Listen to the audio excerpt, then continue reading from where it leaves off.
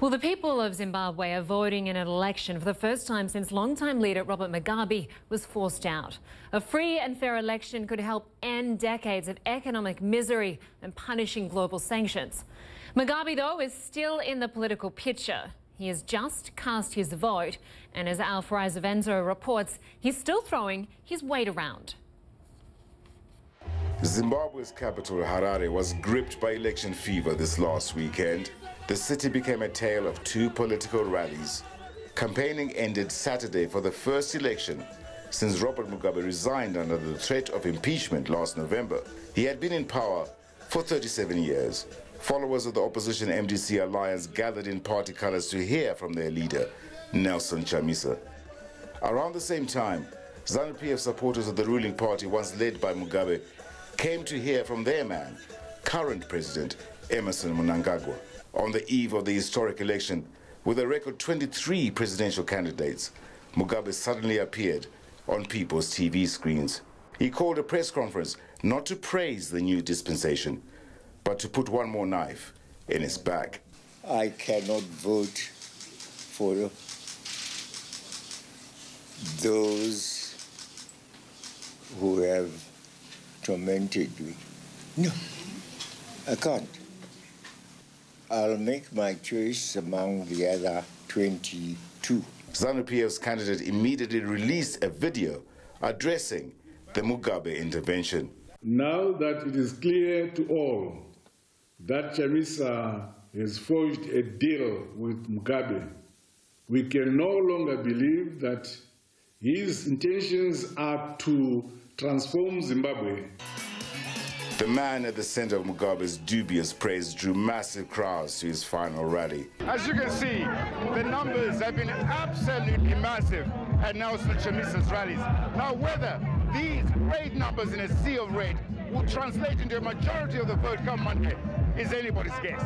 I wanted to know from the opposition supporters what they would do if their man lost these elections.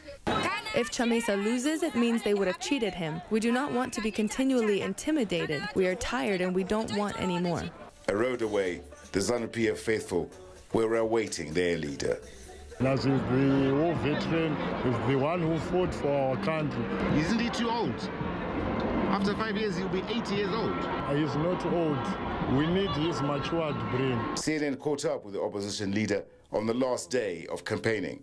Maturity is not a creature of age. Maturity is a creature of your ideas. Mugabe, was known to be a man who was not willing to open the doors of democracy. But Mnangagwa is worse because he's sophisticated. He was in government for 38 years. He can't tell us that he's now a born again.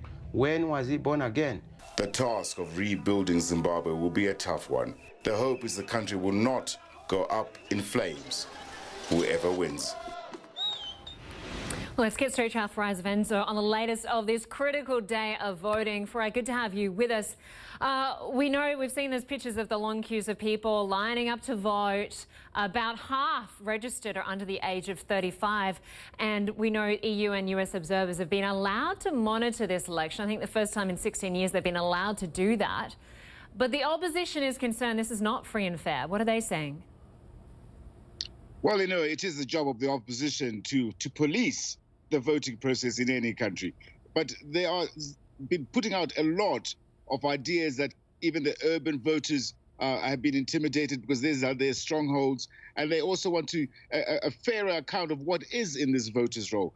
For a long time now in the run-up to these elections, the voters' roll has been the pick of the opposition's arguments. But of course, as you rightly say, the queues have not been diminished because of this mistrust and suspicions over a voter's roll, because this is the first time that Zimbabweans have been able to vote without Robert Mugabe on the ballot.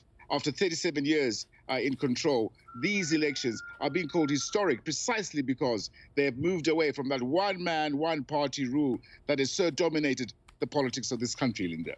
Well, we will be watching this closely today. Farai Sevenzo, good to have you with us. Thanks so much. We're still ahead at the international desk, homeless and stranded. We look to the race to rescue hundreds of tourists and residents stuck on an Indonesian island after a powerful earthquake.